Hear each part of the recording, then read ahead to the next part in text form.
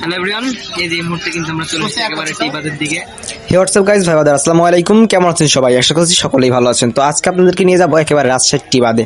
তো শুরুতে বাসা থেকে বের হয়ে পড়ি, আর এরপর চলে আসি কিন্তু পুঠিয়া রাজবাড়ির কাছে। আর এখানকার ওয়েদারটা কিন্তু অনেক সুন্দর, অ্যান্ড আপনাদের দেখানোর চেষ্টা করি। পুঠিয়া রাজবাড়ি নিয়ে আরেকটি ব্লগ থাকছে, তো পরের ভিডিওতে দেখতে পারবেন। তো করে ছুটছিলাম কারণ যেতে হবে এবং রাজশাহী পুরো শহর ঘুরে দেখতে হবে। তো আজকের ভিডিওর মাধ্যমে কিন্তু আপনাদেরকে ঘুরে দেখাবো। তো সো ভিডিওটি কন্টিনিউ করতে থাকুন।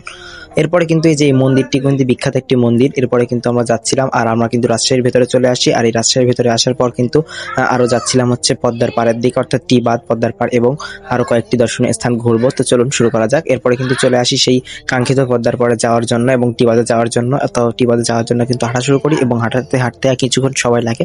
এরপর কিন্তু যে আপনাদেরকে ওয়েদারটি দেখানোর চেষ্টা করি, অ্যান্ড খুবই সুন্দর ওয়েদার ছিল। তো এই মুহূর্তে আমরা যাচ্ছি হচ্ছে টিবাদের দিকে। আর একটা রিক্সা উঠে টিবাদে যেতে 5 থেকে 10 মিনিট সময় লাগে। আর দর্শনীয় স্থানগুলোর মধ্যে কিন্তু এটিও একটি। তো ভিডিওটি কন্টিনিউ করতে এরপরে কিন্তু চিচাং মার্কা কয়েকটি পোস্ট দিয়ে নিই এবং ভিডিও করছিলাম, যার কারণে কিন্তু অনেক ভালো লাগছিল। অ্যান্ড এরপরে কিন্তু চলে আসি সেই বাংলাদেশ পানি উন্নয়ন বোর্ড রাজশাহী, অর্থাৎ টিবাদ। আর এটি কিন্তু অনেক আগে নির্মাণ করা হয়েছিল পানির বাঁধ ঠেকাতে। তো এখানে আসার পর কিন্তু খুবই সুন্দর পরিবেশ এবং চারপাশকার পরিবেশটা কিন্তু খুবই সুন্দর ছিল, আপনাদেরকে দেখার চেষ্টা করছি। অ্যান্ড এখানে যাওয়ার পরে কিন্তু একেবারে আমি ভেতরের দিকটায় ঢোকার চেষ্টা করি। কেমন আছে সবাই? এই মুহূর্তে একেবারে আমরা আছি হচ্ছে যে পদ্মার পাড়ে।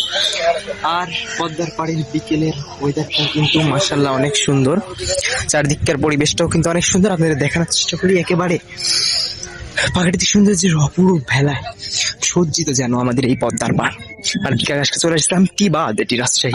দেখা যাচ্ছে এই যে আমাদের ব্রো অফিসিয়ালের সম্মানিত পরিচালক রাফিউল হক। সবাই ব্রো অফিসিয়াল পেজটি ফলো করে আসবেন। বেশি বেশি ফলো করবেন। এই যে আমরা দেখতে পাচ্ছি একেবারে পদ্মার পাড়ে জাহিদ ভাই কিন্তু ব্লগ বানাচ্ছে, উদীয়মান বর্তমানের সময়ের আলোচিত জনপ্রিয় কন্টেন্ট ক্রিয়েটর।